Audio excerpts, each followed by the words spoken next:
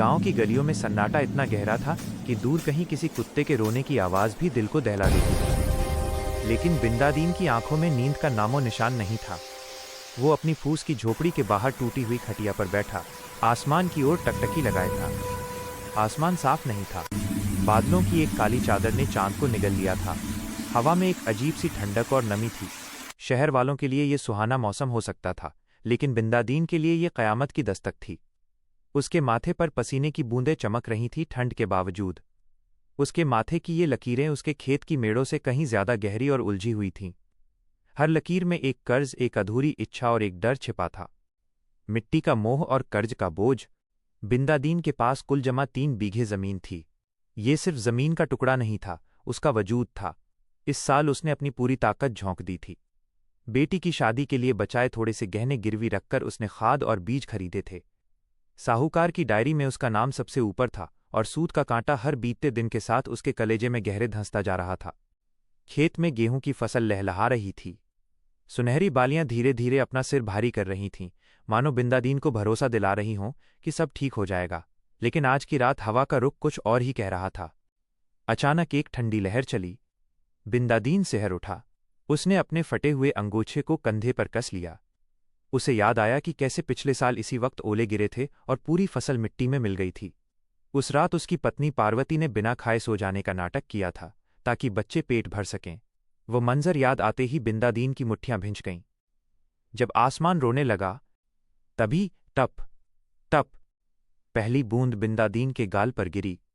वो ओस नहीं थी, वो बारिश की शुरुआती बूंद थी, जो ठंडी और भारी थी। बिंदादीन झटके से खड़ा हो गया। वह पागलों की तरह आंगन में टहलने लगा। नहीं, अभी नहीं, बस 10 दिन और, वो बुदबुदाया। मलिक, बस 10 दिन दे दे, फसल कट जाने दे। लेकिन कुदरत का अपना ही हिसाब होता है। देखते ही देखते बारिश तेज हो गई। बारिश के साथ साथ छोटे छोटे सफेद पत्थर गिरने लगे। ओले, हर ओले की आवाज बिंदादीन को वैसी ही लग रही थी जैसे कोई उसके सीने पर हथौड़ा मार रहा हो। वह भागकर खेत की ओर गया। कीचड़ में लथपथ वो अपने खेत की मेड़ पर जाकर खड़ा हो गया। अंधेरे में उसे अपनी फसल झुकती हुई दिखाई दी। ओलों की मार से गेहूं की नाजुक बालियां टूटकर मिट्टी में मिल रही थीं। बिंदादीन चिल्लाना चाहता था, पर गला रुंध गया था। वो घुटनों के बल बैठ गया और उन गिरते हुए ओलों को हाथों में समेटने लगा, मानो वो अपनी बिखरती हुई किस्मत को रोकना चाहता हो। उम्मीदों का मरसिया। जब सुबह की पहली किरण फूटी तो नज़ारा दिल दहला देने वाला था। आसमान अब साफ था, जैसे रात को कुछ हुआ ही न हो। लेकिन जमीन पर बिछी थी सफ़ेद चादर, ओलों की चादर, और उसके नीचे दबी थी बिंदादीन की साल भर की मेहनत, उसकी बेटी की शादी का जोड़ा, उसके बेटे की स्कूल की फीस और उसके घर का राशन। बिंदादीन वहीं मेड़ पर बैठा रहा। उसकी आंखें पथरा गई थीं। पार्वती हाथ में चाय का लोटा लेकर आई, लेकिन खेत की हालत देखकर उसके हाथ कांपने लगे।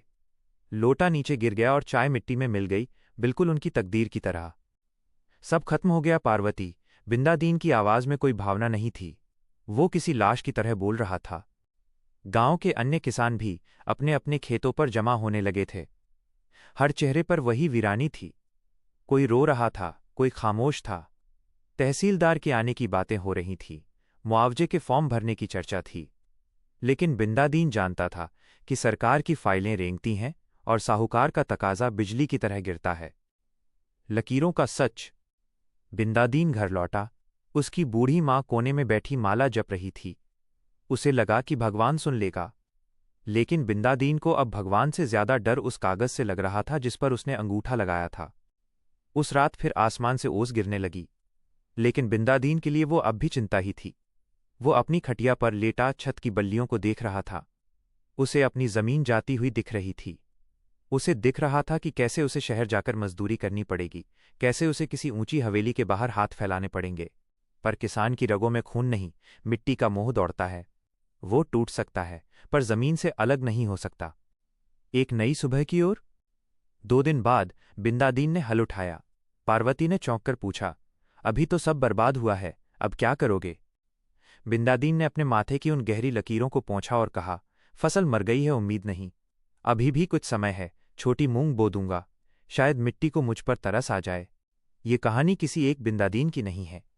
यह उन लाखों किसानों की है जो हर रात आसमान की ओर देखकर ये तय करते हैं कि आज ओस गिरेगी या उनकी आंखों का पानी। यह कहानी है उस अदम्य साहस की जो बार बार हारने के बाद भी मिट्टी को चीरकर अनाज उगाने की हिम्मत रखता है। आसमान से चिंता गिरती रही, लेकिन बिंदादीन ने फिर से मेड़ बांधनी शुरू कर दी थी, क्योंकि उसे पता था अगर उसने हाथ छोड़ दिए तो दुनिया भूखी सो जाएगी। क्या आप चाहते हैं कि मैं इस कहानी का कोई विशेष हिस्सा बदलूं या इसे किसी और परिप्रेक्ष्य, जैसे बिंदादीन के बेटे की दृष्टि से लिखूं?